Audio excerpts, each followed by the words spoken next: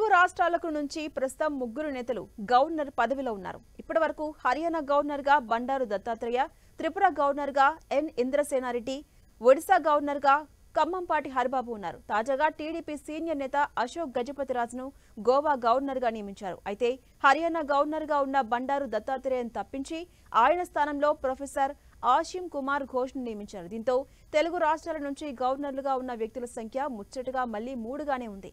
ఇక 2019లో హిమాచల్ ప్రదేశ్ గవర్నర్ గా తొలిసారి పదవి చేపట్టారు బండారు దత్తాత్రేయ. అనంతరం జూలై 18, 2021న హర్యానా గవర్నర్ గా దత్తాత్రేయ నియమితులయ్యారు. దాదాపు 6 ఏళ్ల పాటు దత్తాత్రేయ గవర్నర్ గా సేవలందించారు. తాజాగా ఆయన స్థానంలో హర్యానా కొత్త గవర్నర్ గా ఆశిమ్ కుమార్ ఘోష్ నియమితులయ్యారు.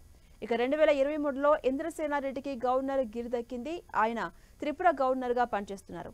ఏపీ బీజేపీలో సుదీర్ఘకాలం సేవలందించిన ఖమ్మంపాటి హరిబాబుకు గత ఏడాది చివరిలో గవర్నర్ గిరి దక్కింది.